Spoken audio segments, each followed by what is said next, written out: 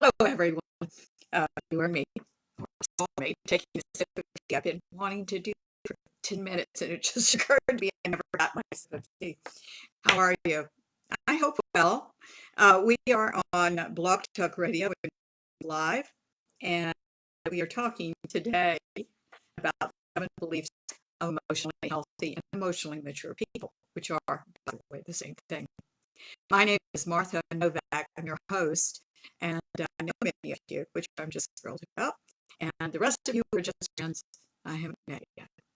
So, our show, for those of you that might not know, is about consciousness.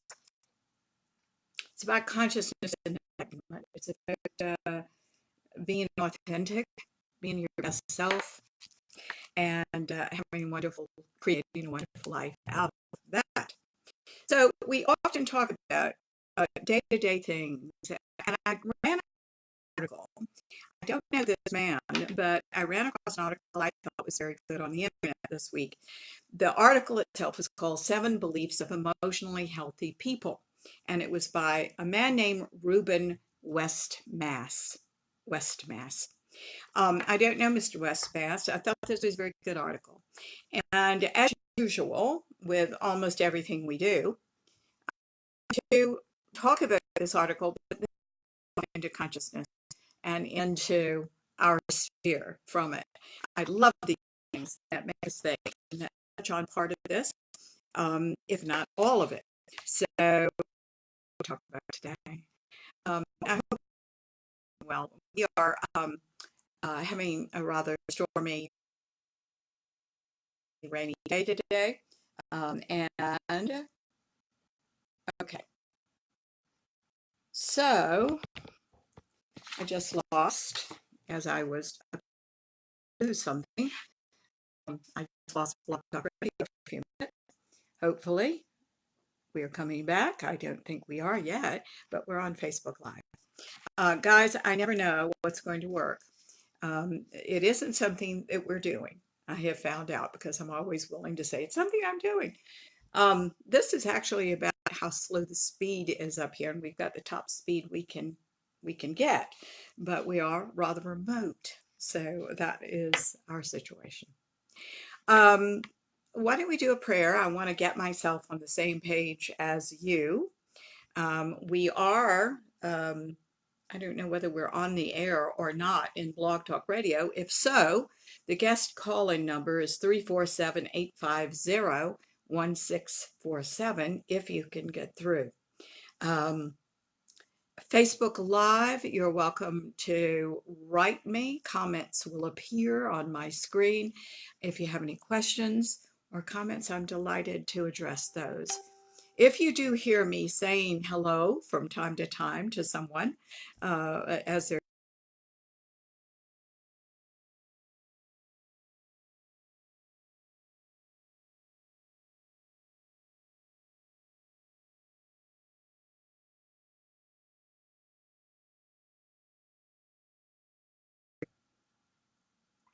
dear God, who is all there is, you who are all we are, and all everything is in this world.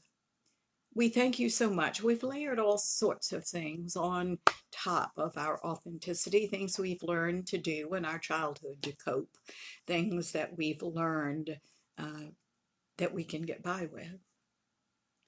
But we're all in this show today, ready to strip all that away and to be who we really are, as the lovely, authentic, real, and truthful channels for you and your love.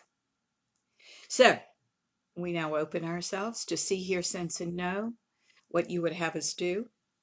As we open to the truth that lies in your enlightenment, we ask, dear God, that you help us give up all of the things that we do as pretenses, like knowing everything or being right, just for these 90 minutes, that we may hear your voice somehow through the show, through our listeners that call in, or through today, or just through your speaking to us directly, that we may know what we need to do and have the courage to do it, because you're also that. We thank you so much, dear God, and now we open ourselves to knowing nothing, for it is you through us and through all things that know it all. We cannot miss the information we're supposed to know. We can deny it, we can turn away from it, we can avoid it, but it's there when we're ready. Let today be the day, dear God, and so it is. Okay, so let's begin. Often when I'm doing these shows, one subject rather leads into another, and I think that this show and next Sunday's show, which is, I don't know even what that date is, but next Sunday, rather go together in subjects that you might not think do. Next time we're going to talk about how to process your. I don't know why they're asking me. I'm back on blog now, and then I lost temporarily Facebook. We're back up now. I don't know why both of these systems are asking me today if I want to resume or if I want to continue, and it's like I never said I didn't. But anyway, that's technology for you. So these two shows, to this week and next week, rather go together in some sort of strange way. So we can talk again. Wi-Fi disconnected. Now we're back. Stay with me. All right. The first that is one of the beliefs of emotionally mature people is I can stay the course.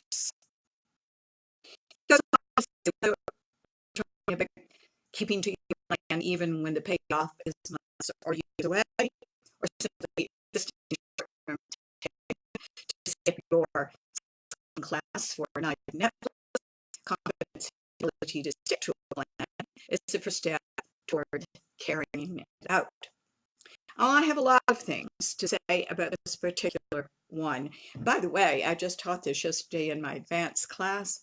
I always like to keep them current with what I am thinking about and talking about. So we had a little part of that was this. And much of what you'll hear today has to do with them and some of the things that they brought to class. I can stay the course. To me, it's nothing going on.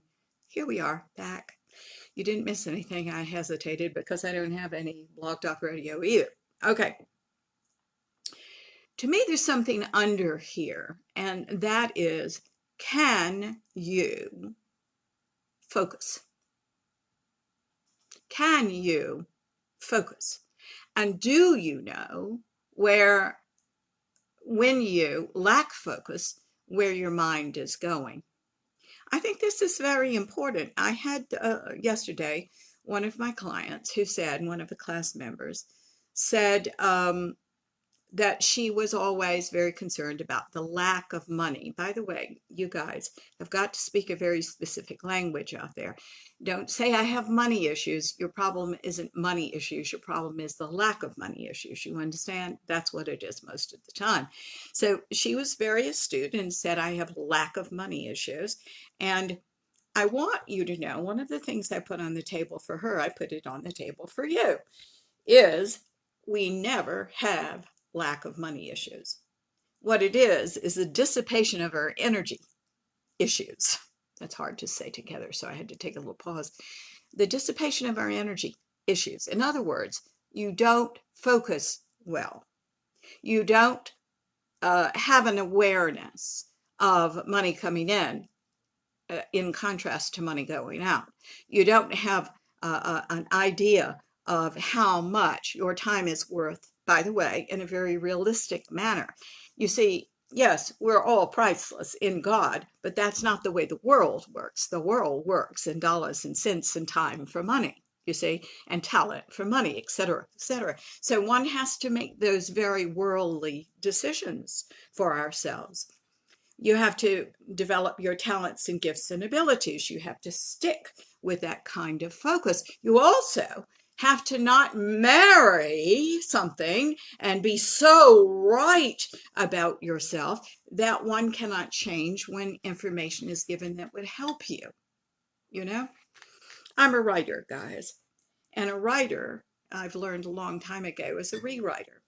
Oh, yes, we can just be thrilled with the flow that's coming out. But when it comes out, let me tell you, in terms of making it a worldly creation and something that other people can read and understand and possibly enjoy, we need other people's input. Does it hurt? You know what? Sometimes it does, because it's real, it's important. It's like, you know, I'm still getting sometimes the same note I got from my mother. I'm getting it from my editors now, but my mother used to say when I was a child, "What does this mean? You're writing over people's heads." I don't think she meant I was writing over people's heads because I was so smart. That's not what she meant. She meant I wasn't explaining it enough. I had not done a good enough job at that, explaining what I saw in my head.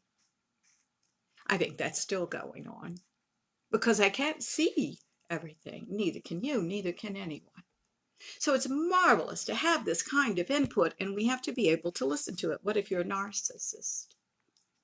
Narcissist wants to believe that they are right all the time, that they have the answers, that they're the only ones that do. They need it for their ego, you see. So that doesn't work, does it? I think staying the course is more than just focus and concentration and thinking you're right. I think staying the course has to do with who you are and whether you know you have value to add to this world. I'm still not on Blog Talk Radio. I'm sorry. I hope you all are getting this on Facebook Live. In other words, you know, I would, if I were you, if you are interested in following up on what we're saying here today, I would look up on the internet values and get a list of values. I'd see which of those values are important to you right now. And now here's the thing. It's not just which ones are important, because what I'm hoping ultimately, once you've done some consciousness study work, is that all of them will be important and all of them will be incorporated to more or less degrees in you. But to start what I'm talking about your authentic self and being that and having a sense of self to hold on to in the wacky world right now. We have to start somewhere, let's say with 3. But these 3, now this is what I want you to hear me say, have got to be things that you're living easily now. Are you kind? Are you smart? Do you have book learning? Do you have, are you adventurous? You put that first. Do you have an appreciation for beauty? Are you creative? These are all things that certainly spring from your talents and gifts and abilities and who you are, but they are values because they are your contribution to the world. All right. So let's say you go into a very difficult situation. Do you hang on to who you are? Do you believe everybody else in the room and it's total chaos and confusion, or everyone in the world, or everyone in your family? Guys, we must stop being battered around by the externals, you see? And how to do that is to have a strong internal force that is who you are. Not force in a dominating way, a force in a living way, a way of being. You see? You see? So, who are you? That's below almost all of these, but certainly I can stay the course. What do you stay in the course with? Your ego that you want to win an Oscar one day, or you want to win the Pulitzer Prize? Those are fantasies right now, because we must have you stay the course with your contribution, with your values, with your authenticity, with your realness. I hope this makes sense to you. So, when going back to the woman who said she had lack of money issues, I've known this woman for quite a while. I love her with all my heart, but she is scattered. She scatters her energy. She tries this, she tries that. Somebody says a cross word to her, she gets upset. She always does what other people wants to do. She doesn't want to rock the boat.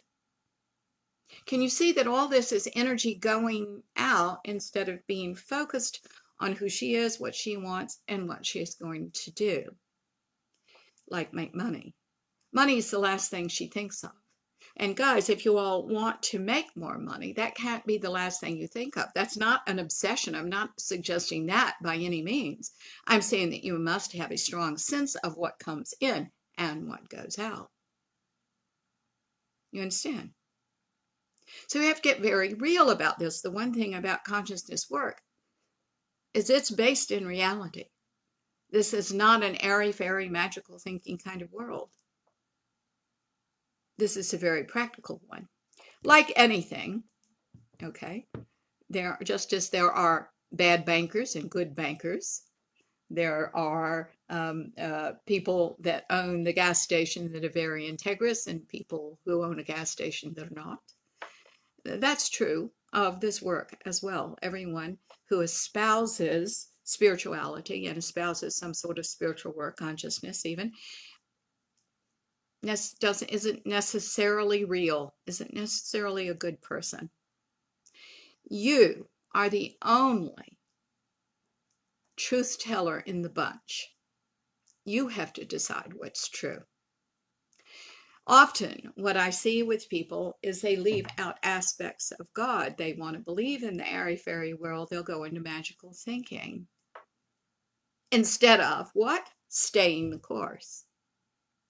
Instead of doing what they need to do for themselves to get themselves balanced and right and have one of the God-given gifts, which is discernment, playing out in you. You see? So it's very important for you to start noticing, where my energy is going. What am I thinking about? Am I in deprivation, or is life a privilege? Do I look at the poverty all around me and the chaos all around me, or do I see the good things too? What are you seeing? What are you experiencing? These are things that reflect the inner and where you are. Once you know that, and only once you know that, you can go about changing. For example, do you identify with the very, very poor? Well, listen, I want to help the poor, but we've got to have money to help the poor, right? You've got to have you've got to be who you are. You serve no purpose by not being your potential. It doesn't help. It's the child's way of helping. I have a depressed father. I think I'll be depressed. I mean, it's not a conscious what we do, though. You see, we learn things like that. So we have to learn that life is about being more, finding out who we are. This is blessing of consciousness, right? Nobody can give that to you. Your parents could not tell you who you were when you were a young person, who you are at 22, or 40, if they're saying.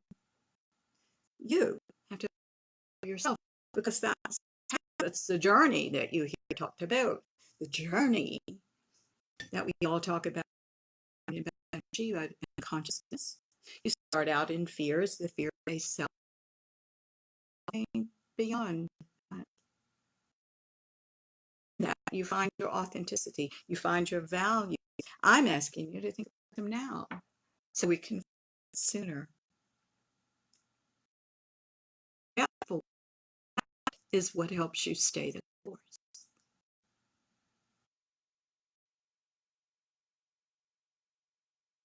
That's what helps you focus on what's important in your life right now.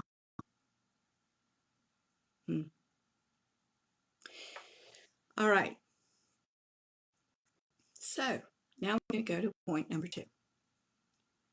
His second, these are of emotionally healthy, emotionally mature people. His second point, mass, is I can do things I don't feel like doing. Really important one. He goes on to say, and then I'll launch it. The independent behavior. I really like that. Mood independent behavior. Guys, we don't feel like doing things from time to time, and yet we have to do them and do them well if we're going to contribute. Now, you have his contribution. I'm going to say that there isn't a highest self as opposed to the child's mind. The self isn't a highest self that does not want to contribute. I think contribution is the only place anybody's ever going to be happy, really happy. You can be momentarily happy. A lifetime of happiness is a lifetime of contributing, of contributing what you know. I can do things I don't feel like doing. He goes on to, for this is independent behavior, and it basically means that sometimes you can do something that you don't feel like doing. So start by saying, most of the time your mood will catch up, and even if it doesn't, you've done what you needed to do, and doesn't that feel good? It's talk right, but I want to take it a little further.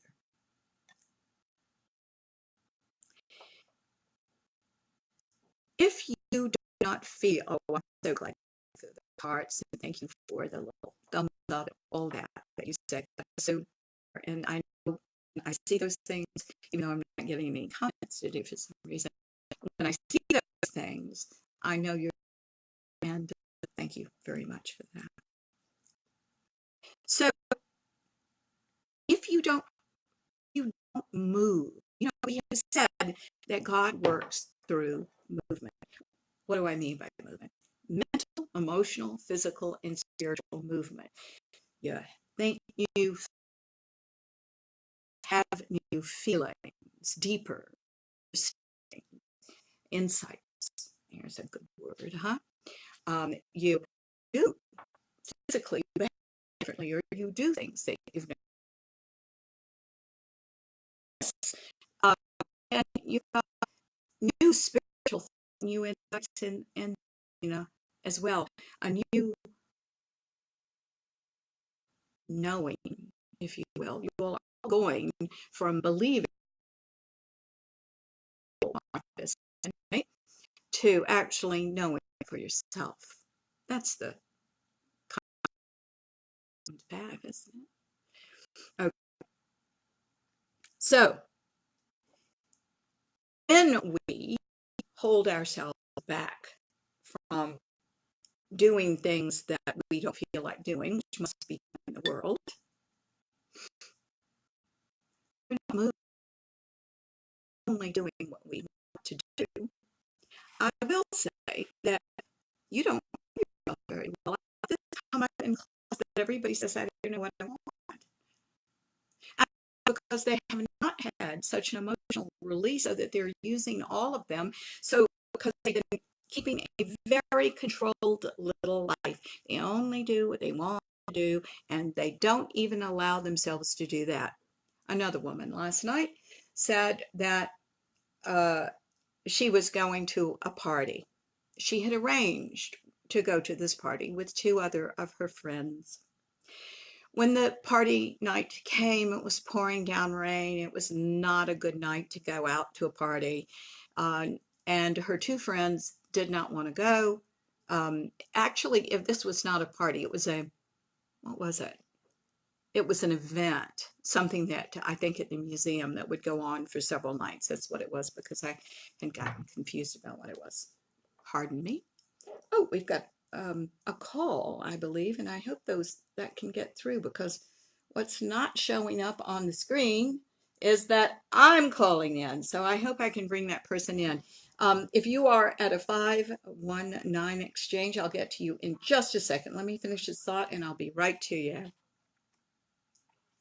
So she said that on the night that they had arranged to go to this, ongoing event, they didn't want to go. So she called them. They said they didn't want to go. She said, well, I may go, because she really did want to go that night. And they said to her, oh, don't do that. Wait and go with us. Please don't go. We want to go with you. We'll all go together. That was our agreement. Now, what I said to her was that really they didn't have any right to say that. I said, do you know where that's coming from? She said, they hate to do things by themselves. So they were projecting that onto me. And I said, well, what did you do with that? And she said, I stayed home. And I felt very depressed about it because I wanted to go. Now, I said to her, well, why didn't you go? And she said, well, they told me not to go. How are you going to be happy if you let other people dictate what you want to do, my darlings? I think it's very important for her to say, I don't feel that way about going alone. I'll tell you what, I'll go. I'm going to check it out. If it's a great event, when we decide to go together, I'll either go with you again, because will have enjoyed it so much, or I won't go with you guys. That's all there is to it. And you'll have each other to go with. What's wrong with that? But most of the time, people don't stand up for themselves. So I can do things I don't feel like doing is vast, because not only I can do things that I didn't feel like doing is on the table, but I don't get to do the things I do feel like doing, because these things go together. And I'm trying to bring this up for us so that we go, wait a minute, I can do anything that I want to do, and I can make that all right with other people. They'll either understand or they won't. What's wrong with that? Now, she would say, because I don't want them to get mad at me, I don't want to lose my friends. Oops, that person has just dropped away. That was the 513 caller. I'm about to get to you in just a minute, so please do call back if you would like to be on the air. So she said she was afraid that they wouldn't do things with her anymore. And I said, well, I don't think you're taking a chance on them loving you. Because if they really love you, they'll understand that you might want to go tonight and that you will go again because you love them so much, if you want to, or if you don't, you'll tell them. Because honesty is a wonderful thing between friends. What kind of friendship do you have if nobody's being honest with each other? Well, I'll tell you, there's one word: resentful, ultimately. Because that's what she did. Thank you for the heart, darling. Because that's what she did. She stayed home and she became very resentful about it, because she did not give herself permission to do what she wanted to do. Now let's go back to, I can do things I don't feel like doing. That is a hallmark of a very healthy and emotionally mature person too. I don't feel like doing something. I don't feel quite healthy enough. I don't feel quite this enough, energetic enough. I've been giving too much time. I've been giving too much energy. I just want to stay home and pull in. Well, sometimes you can rest, but sometimes you cannot. Sometimes you have to get up and do things that you wouldn't necessarily choose to do. Now, here is the thing, and this is what my class, it was so interesting yesterday. They said, we've heard you say this a million times, but we haven't been ready to do it until right now. I hope that's you too, okay? Because I have said this before. So let's say you do have to do something that you don't feel like doing. You just have to. You can't hurt people's feelings. You can't not show up for a professional job that you're supposed to show up for. You have to do what is expected of you as a participant in the world sometimes. Most of the time you have a choice. Sometimes you do not. Sometimes you do not. And you know what? At those times when you have to do those things, for example, you have to give a party you don't particularly want to do, you don't feel like doing it, you don't particularly like the people that are coming over to your house. Let's just give that as a by way of example, all right? And you have to for your husband's business or for your wife's business. You have to do this. You have to go to a reunion. You have to do something where you don't know anybody. You have to do. What do you give yourself afterwards as a reward? You know, I asked in my class this, and they said, we've heard you say that. We hadn't been ready to do it. One woman even went so far as to say, that's not even in my psyche. That's not even in my mental world that is allowed. I say, it certainly is.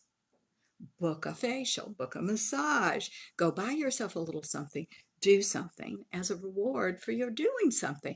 Guys, make life worth the living, right? So this is the kind of thing you've got to reward yourself for doing something that you've got to do. Here's the thing. We know you have to move in this world for you to add value. We have to have you move, to deepen, to grow. That's God's energy. Staying still, shutting yourself off, isolating, withdrawing, and avoiding will never make you happy because it's not in the energy of movement, right? And of consciousness, of growing, of knowing more. So you're tired. Okay, so reward yourself for doing it anyway. And then rest. You see, if you don't resolve to do things that you don't feel like doing, particularly, I think one of the um, real spiritual remarks is there's no time like the present. I tell myself that from time to time. If there's something that I don't particularly want to do or don't feel like doing, I'll say, well, there's no time like the present. Let's go on and tackle this and get it off my plate because I'll feel better. Okay?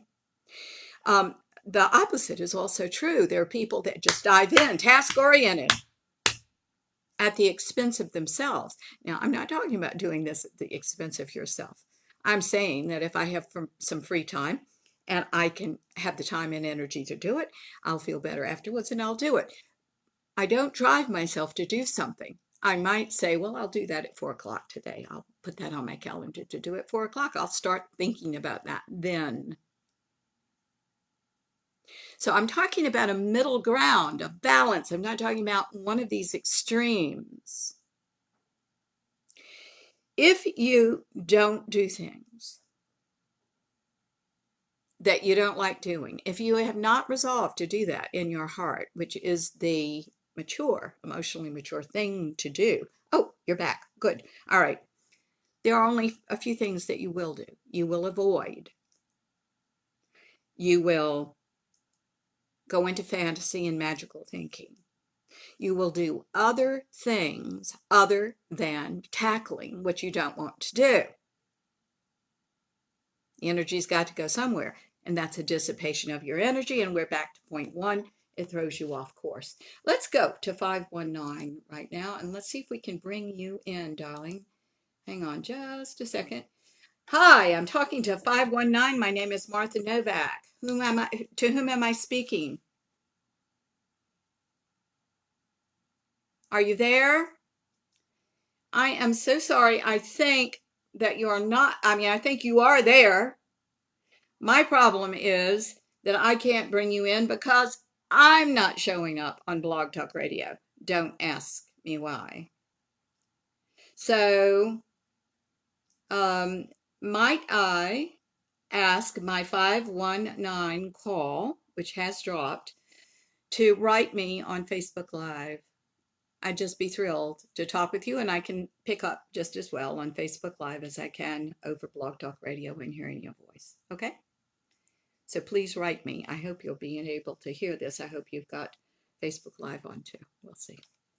I'm very sorry about not being able to get you in, guys. I'd rather interact with you than just chat myself, but sometimes our technology does not allow.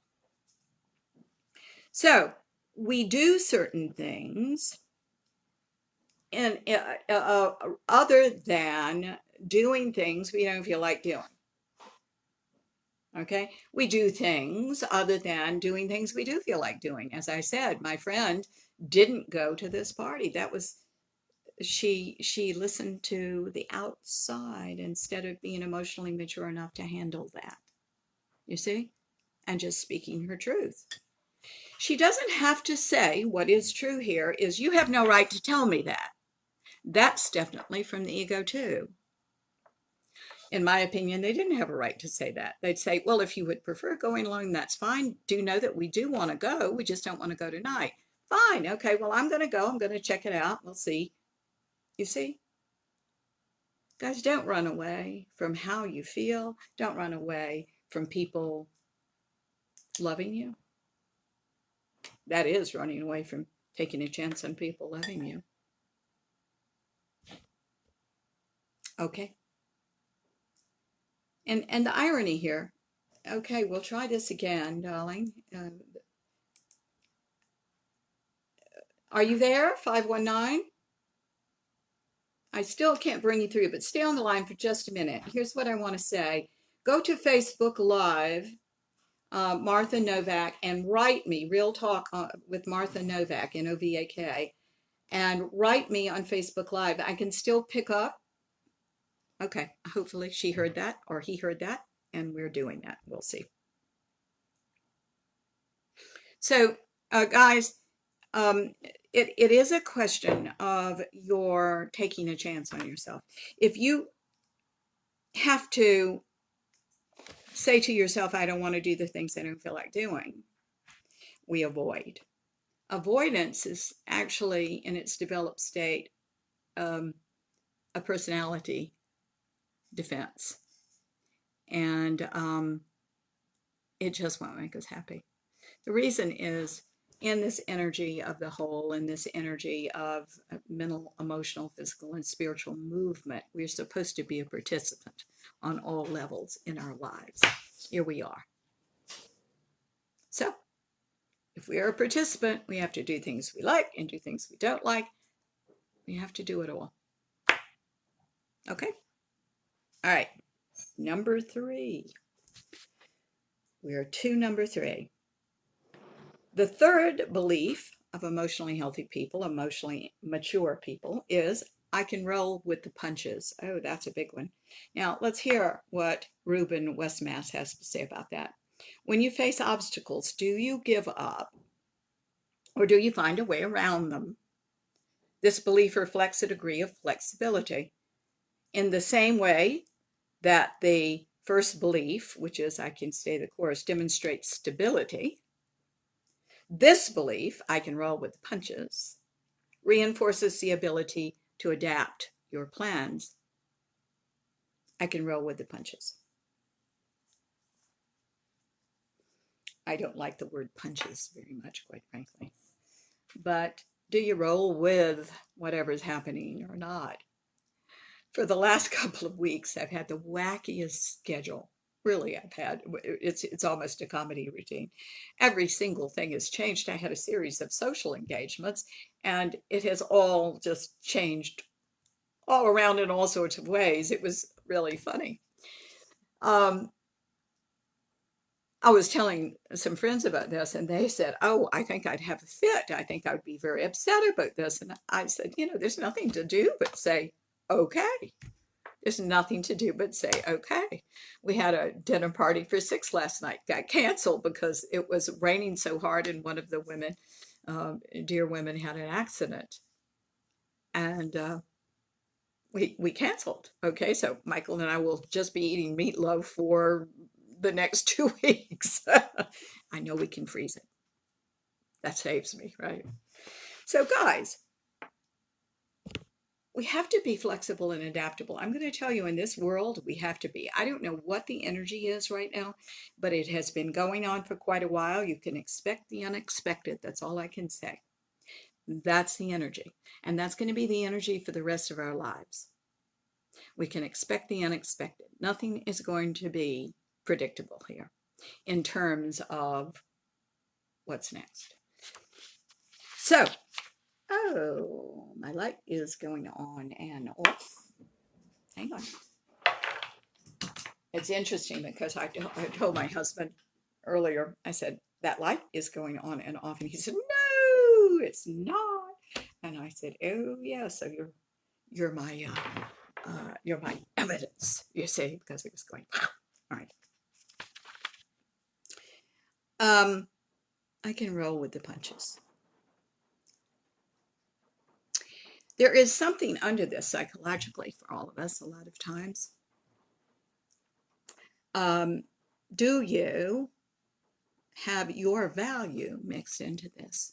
In other words, do you get your value from outside, or do you know your values and have that be a part of you that you bring to every situation?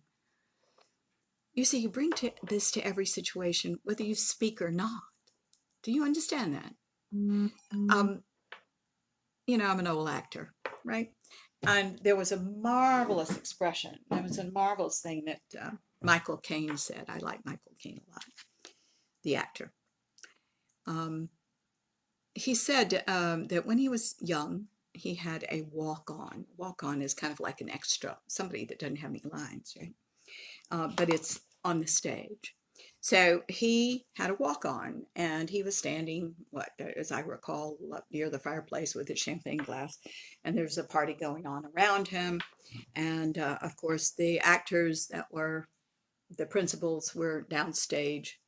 That means toward the audience. So they were rehearsing, and the director called the rehearsal and said, stop, stop, stop, gave everybody 5, brought Michael Caine over and said, what are you doing? And Michael said, nothing. Keep in mind, he's very young. We all had these experiences. And the director said, why are you doing nothing? And he said, well, I don't have any lines. And the director said, you know, you're wrong. You have an opinion about every single thing that is said and done on that stage.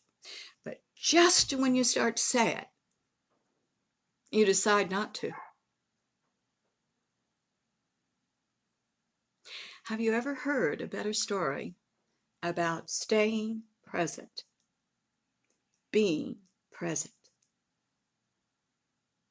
I don't know of a better story than that. So, what does this have to do with rolling with the punches? Again, I don't like that word. Rolling with, let's say. What does that have to do with that? Well, I don't think we always have to speak to adapt.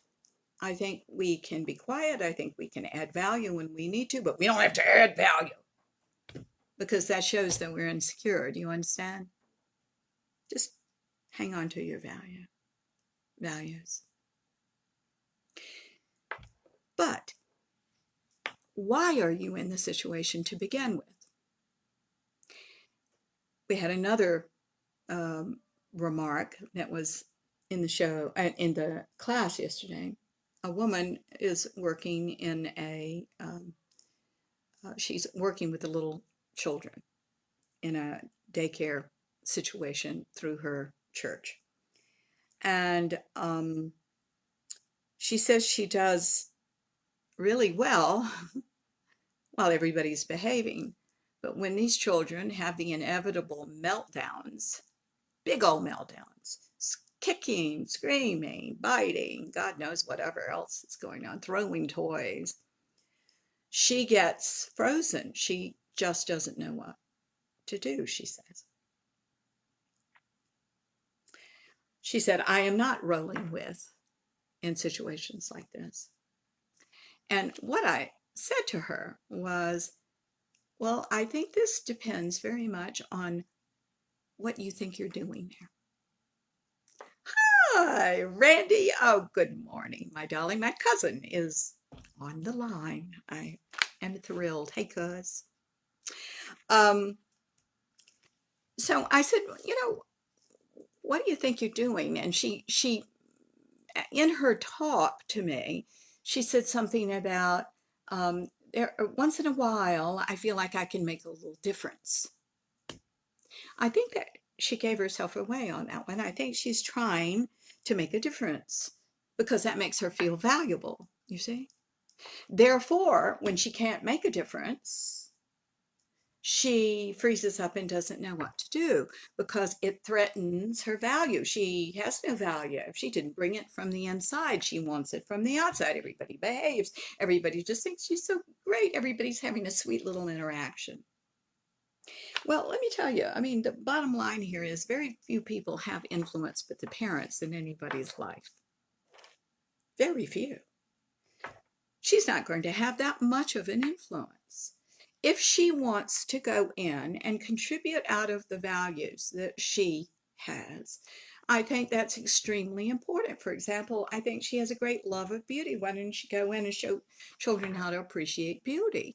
That kind of thing. Engage them. But she doesn't. She doesn't take herself in. She wants it from them.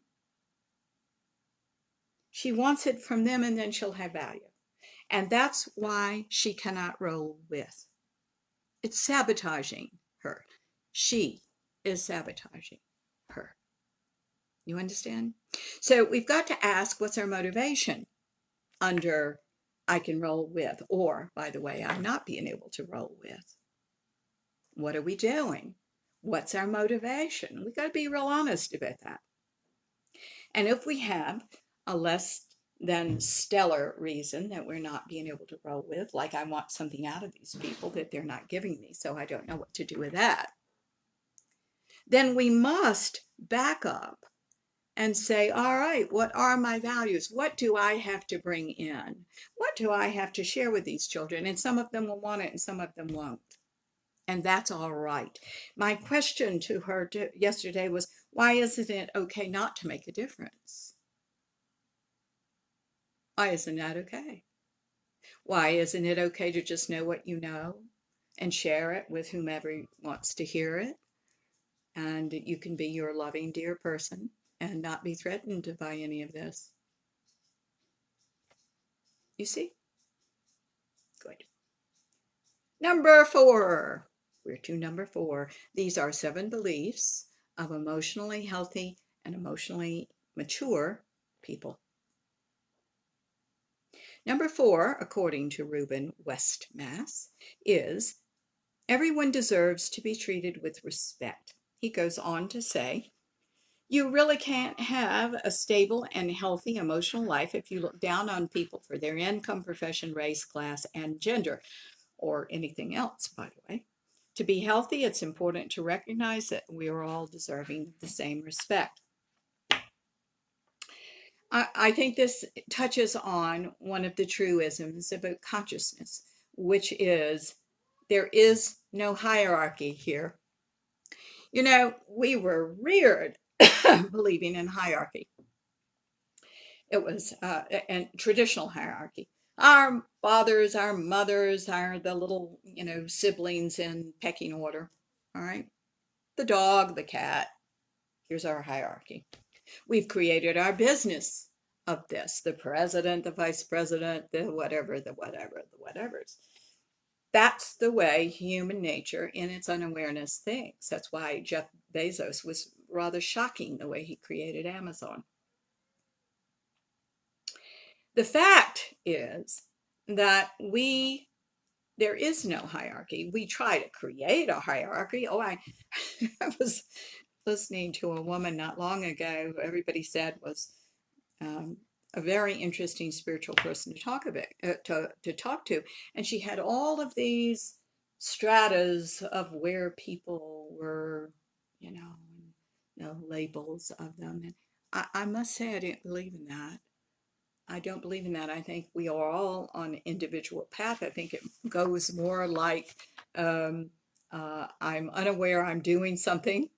Um, really, am I doing that? Uh, um, of course, I'm not doing that. Oh my God, I did that. Uh, oh my God, I did that again. And I'm beginning to see the light, so I don't have to do that anymore. I'll believe in that. But it's your individual journey through unawareness to awareness, darlings. It's not about a hierarchy in heaven. Angels are no more important than your dear family member that passed away, or you, or the pebble in the yard. I try to say this about what I'm talking about right now. And I know it's a very confusing spiritual concept because we've been raised to think, we've been reared to think something else, right? Guys, I am no better or worse than the pebble in the yard. Here's why. That pebble in the yard is being the best pebble it can be. The dog is being the best dog it can be. The tree that's dying or living out in the yard is being the best tree it can be. Everything's being the best it can be. Everything is holding up its share of energy until it breaks down. Okay. And even that, who is to say, is not contributing to a different kind of energy. Because I believe what Albert Einstein believed, that energy is neither created nor destroyed. If this is true, that we are the greatest and the lesser, we are everything. So what is all this about but insecurity when we say, I'm better than this and I'm not as good as this? Why are we doing that? We're doing that out of our issues. Now, we all have grouchy moments, okay. But if that grouchy moment is really reflective of a confirmation bias, a belief system that we don't even talk about, that came from our families, or if it is a personal belief system and that we are just insecure about ourselves and playing that game of being better than, less than. And by the way, if you're better than, you'll probably be less than. That's the normal thing. Um, I mentioned narcissism earlier. I want to say, I've done a show on this, I believe. There are three kinds of narcissists. There's something called an exhibitionist narcissist. This is somebody that doesn't have that soft underbelly. It's somebody who really feels entitled.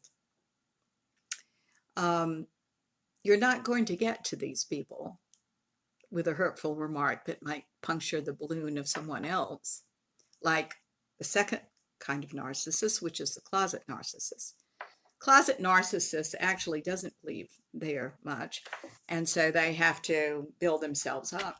They also like to not show their narcissism, so they cover it up with, a quiet, sweet demeanor, but they don't mean it. And then the third kind of narcissist is a toxic narcissist. Luckily, we don't know many toxic narcissists. This is the kind of narcissism I think that often go with the Ted Bundys of the world, and antisocial personalities, personally. I keep watching these shows about these people, and there's always a toxic narcissism that seems to go along with it. So, going back to what we're talking about, that everyone deserves to be treated with respect, we have to challenge any kind of narcissism that we recognize that we might have, any kind of entitlement. It goes beyond everybody is entitled to be treated with respect. I'll tell you, I coach a lot of business people. A lot of times, if I'm coaching someone to do a great sale, for example, they will finally secure a business meeting with a big boss of some sort, the head of some sort of corporation. And they're really intimidated because this person, I'll say, why you're intimidated. They'll say this person has more power, they have more money, they have more title. Who am I? I'm a lowly salesperson. I don't know why I've got hiccups, but I do. Pardon me, I can't disguise them. Anyway, So they'll say they have more of fill in the blank. And I'll say, well, then you're not meeting on the most important level of all. The most important level of all is the human level, because that's what you both are. So if you can go in and they are a friend, and you treat them like a friend, and you don't buy into the trappings of better and less than, you're probably going to have a very fresh, clean interaction with this person. Okay? It's the human level. It's caring about them. It's then telling them what you got, seeing if this is a wonderful match for them, for you, for everybody involved. That's your job. The human level cannot be denied, otherwise it is at your expense. So I think it's a very important investment that you make in your humanness. Okay. And there's a rub, isn't it? Because in a lot of these cases, when one is in avoidance, if one is denying one's value because you're not holding on to something on the inside, you're denying your humanness. Look, we're all vulnerable. We all want to be liked, and we are hurt from time to time, and sometimes we're not liked. What difference does it make, guys, really, in the end? Why isn't that all right? Why don't we go on? You know, that's one of my favorite lines. Why isn't that all right? Because the answer in consciousness is it is. The answer is always it is. It's only the ego that says it's not all right because of this. It's not all right because of that. It's not all right because of this. There's your ego. You can hear it loudly and clearly when it says it's not all right, because everything is. And when you say it is all right, you have loads of choices of what to do after that. Okay. Number 5, we're listing and having a talk about the 7 beliefs of emotionally healthy, emotionally mature people. Number 5 is I can laugh at myself. This is something that we all talk about as a generality, as an abstract. Oh, it's good to laugh at yourself, but nobody really does it. What happens is that people instead blame themselves, judge themselves instead. When something happens that they react to, when something happens that steps on your sore toes, sore because it reminds you of what happened before you were 7 years old in your own household. You were ridiculed by your brother, for example. We don't feel like laughing at ourselves. We feel like defending ourselves. We feel like blaming ourselves. We feel like judging somebody else or ourselves. And what I'm going to put on the table is this is the matter of getting control of that and saying, look at the door I'm trying to go into, which is the old one. Why don't I find something funny here? Why don't I find something funny here? Guys, we've all fallen on our faces. I've literally fallen on my face. I am a rather clumsy person. I remember years ago dressing up and leading a seminar at one of the country clubs in, I think it was in Alpharetta. And oh man, at the break, I think it was lunch break, or maybe it was just a break. I went down to the restrooms or down to get coffee or something like that. And lo and behold, I ran into one of my high school buddies that I then really cared about impressing. And as spirit would have it, we had this wonderful talk. I made sure he found out I was very impressive. silly, and turned around to go back up the stairs and fell flat on my face. Fell up the stairs, if that gives you any indication. I hope I was wearing pants. I don't know, because God knows where my skirt was. He helped me up. I was humiliated. I made a joke. That was all you can do. I made a joke, and it made me feel better, and it made him feel better, and I went upstairs and I did the rest of my work. And I think it was pretty good, as I recall, several years ago. And another few years ago, I saw him again. And I mentioned that, and he had no idea. He didn't recall it at all. I think, honestly, it was because of the joke. It wasn't a joke that covered up. It was a real joke. I'm awkward, guys.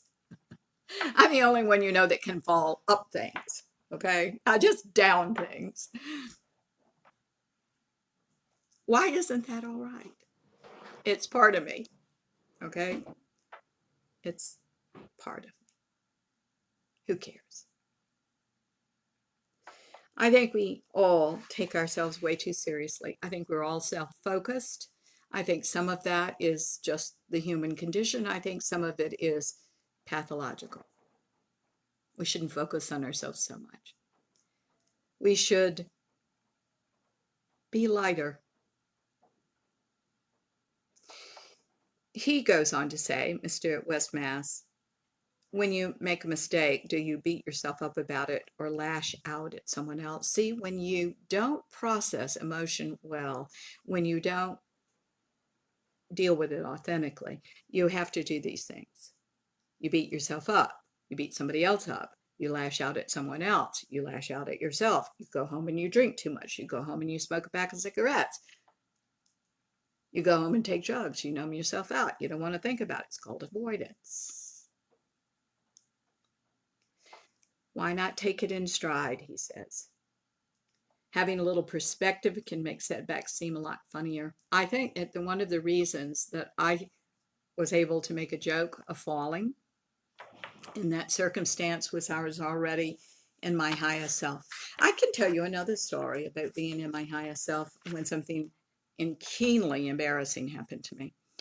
So I'm on this stage. I'm in a show called Tin Types, and I'm playing a character called Anna Held. Anna Held was a Ziegfeld Follies girl that ended up marrying Flo Ziegfeld, who was the big, impresario.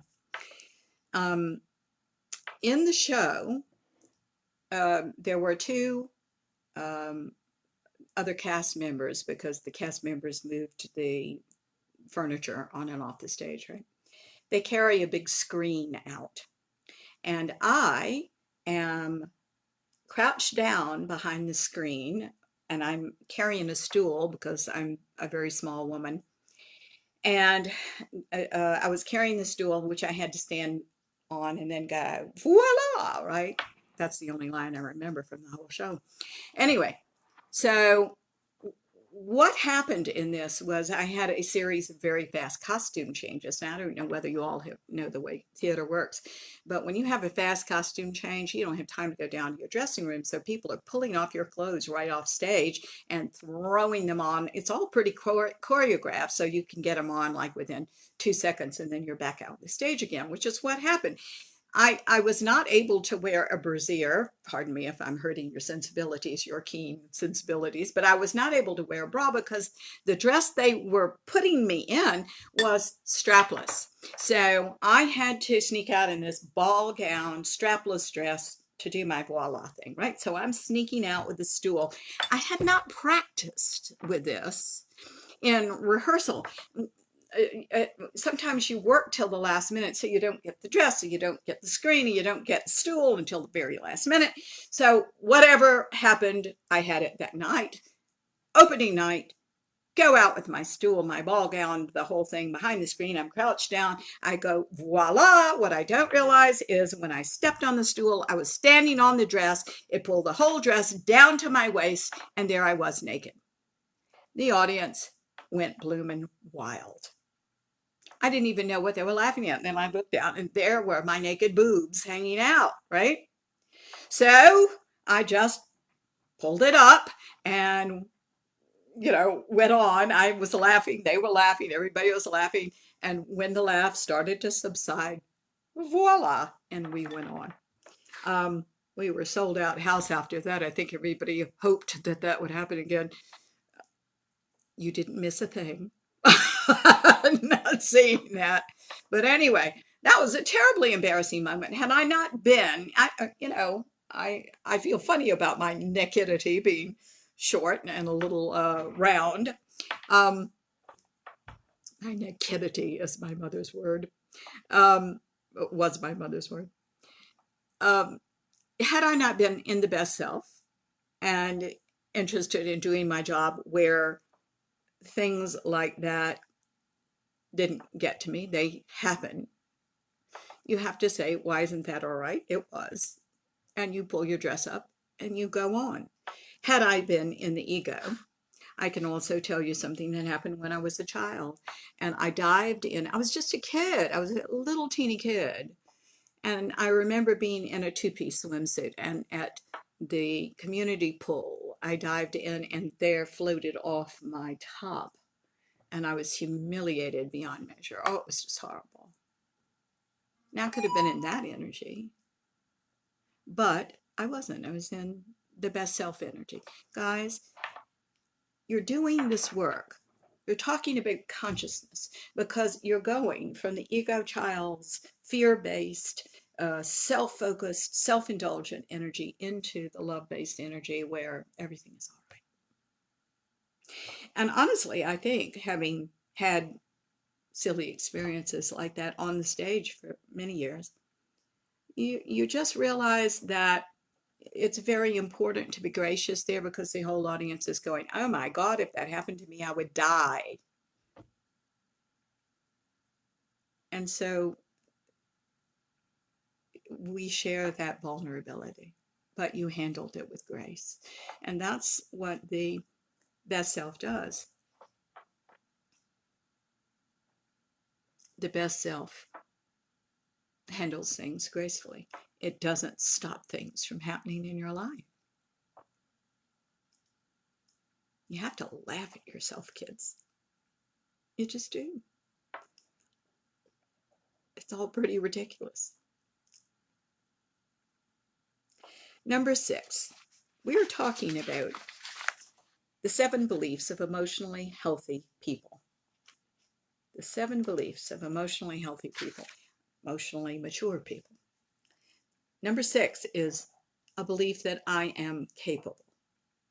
Now, West Mass, the writer, goes on to say, believing that you are resilient enough to accomplish what you set out to do is one of the surest ways to prevent anxiety.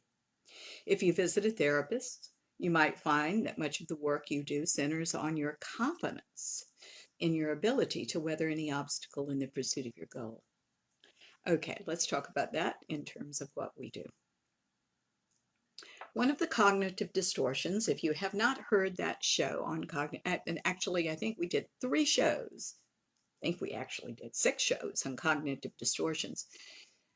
Go back and listen to those shows, kids, because there were 50 cognitive distortions by Alice Boys. She wrote for Psychology Today magazine, and it was really fascinating. And one of them was a belief that people underestimate their coping ability. It flies right in the face of I am capable. I'm going to tell you right now that you are capable. And if you simply don't have those talents for whatever it is that the challenge is about, somebody around you does or knows somebody that does. If you isolate, if you withdraw, if you have not developed relationships with people, you have no one to ask. So one of the powerful things about this is to be an interconnected networking society, not because you're going to need them one day, but because this is the highest way life works. Good relationships, solid ground, everybody helping, everybody else.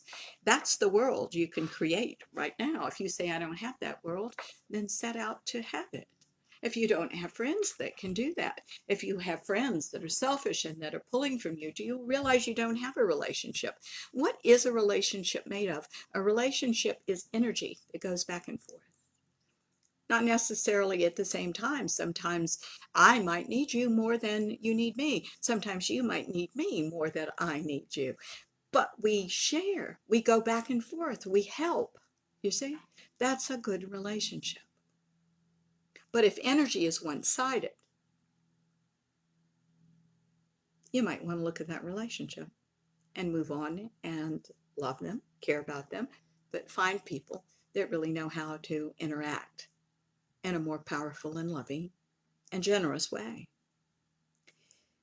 My point of this is that we need a wonderful network around us. I've got to tell you, I am capable of handling anything because I know who to call. And if I don't know who to call, I'm going to find out who to call. I can handle a lot of things within myself. There are some things I cannot handle. Technology for one thing. I'm terrible at that. I need my husband for that. And if my husband wasn't around, God forbid, I'd be having someone else that I would pay to come over and help me. You understand, guys? Nothing's beyond you. We're capable people. But we sometimes have to find, no, I'm going to say we always have to find that out. Because I think that's really part of going from the fear-based self to the love-based self. We may be feeling like we're capable of some things. When I was younger and full of ego about things, oh, I was capable of a lot, right? It wasn't real. I was covering up a lot because I was insecure. I had to go into how uncapable I felt before I found I really am capable of certain things. This is my bailiwick. You're hearing what I do pretty well. Other things I don't do as well, but I know that people call, and so do you.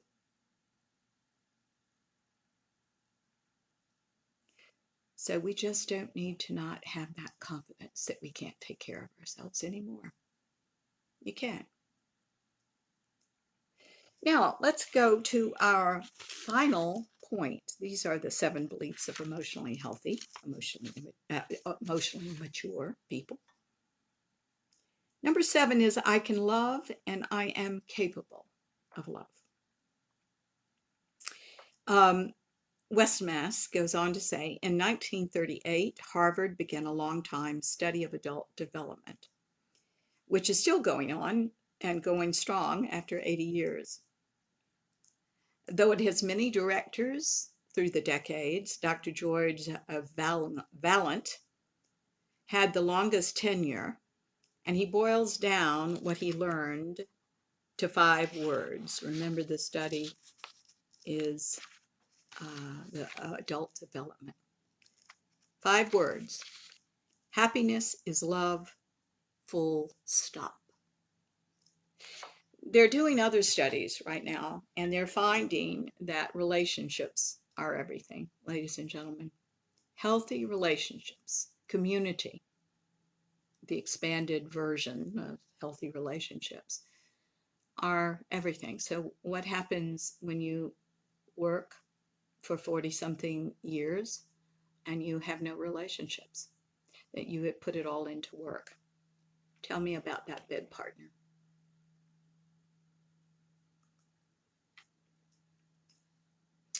I think that no matter what your drive, it's not, it's very important at any point in your life to make a priority list and try to live from that. I think that's one of your values. What is your priority here? You know, one of my values certainly is creativity, but not at the expense of relationships. Relationships are very important to me. Connection, very important to me. Helping where I can. Very important to be. Contribution, very important to me. For me to be a whole and dimensional person, those things have to be there, as well as some sort of creative expression, whether anybody sees it but me or not. Very important, kids. Relationships are everything. Now, what does that mean, and why am I even going where I'm going? I don't think people know how to do them very well.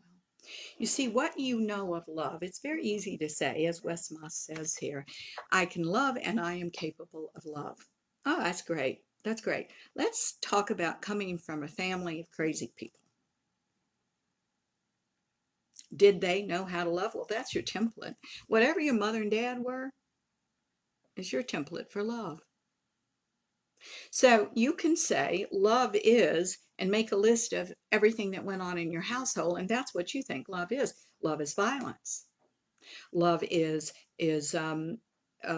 everybody being a satellite of each other. Love is non-support. Love is humiliation. Love is ridicule. Love is nobody believing in me.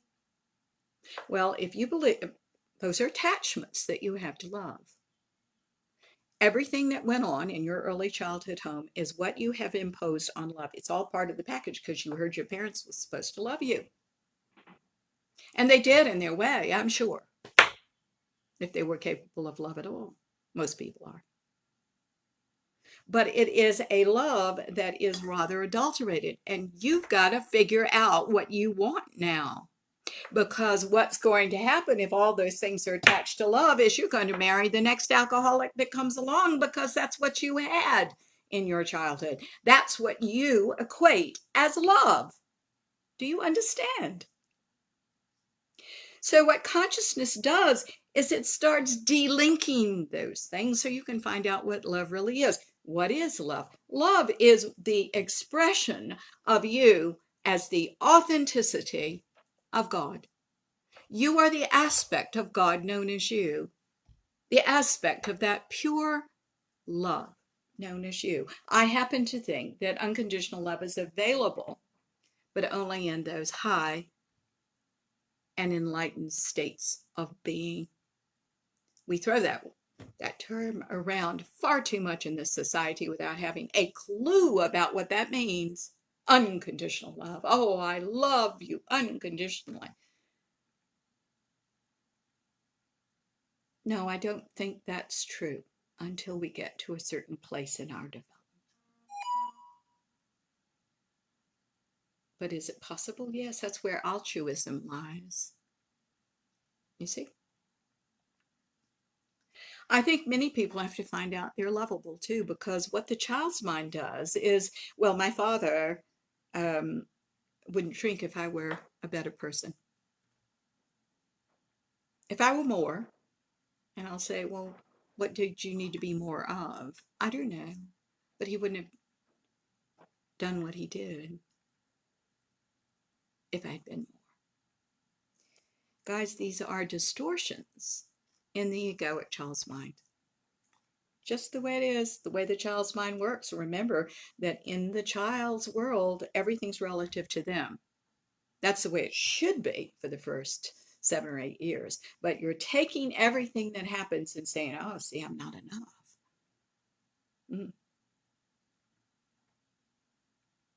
Okay.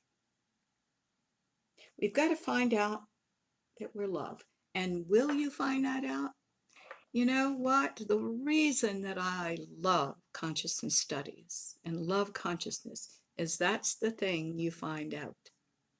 When you strip away the ego and the ego child's mind, when you strip it all away, when you just decide to be ordinary, you find your extraordinariness because you are the channel for not the ego child's mind God, which by the way is still God, but the highest self God, which is unconditional love, not at the expense of you, but you love them, whoever them is, you love you, you create win-win situations, and it's a very cooperative experience of life. You will love better when your ego is out of the way, when the past is resolved, when it's put down. I wish I knew ways to do this other than confronting yourself, whether you're confronting yourself on K2 or whether you're confronting yourself in this gentle way of the day to day, listening to a show like this, working with people like me or my clients that I teach, many of which you can find on my website, marthanovak.com. You get clearer and clearer and clearer until you become whatever you're going to become. And whatever that is love-centered and love-based. Guys, I've had a marvelous time talking with you. I want to thank Ruben West Mass for creating this list that we talked from today.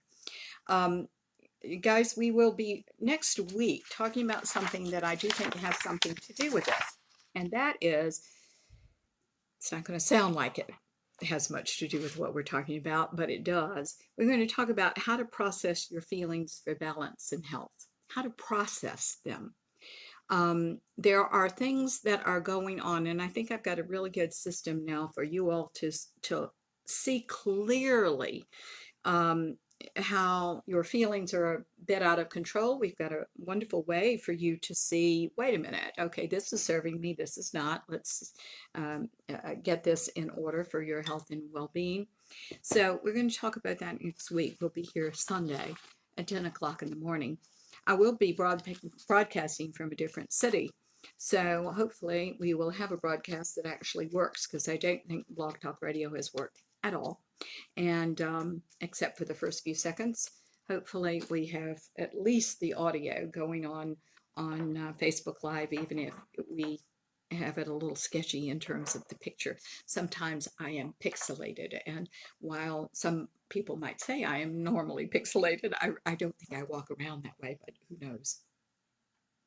So, ladies and gentlemen, please tune in. We certainly appreciate your liking us, following us, sharing us, and befriending us on Facebook Live and other social media. It means the world.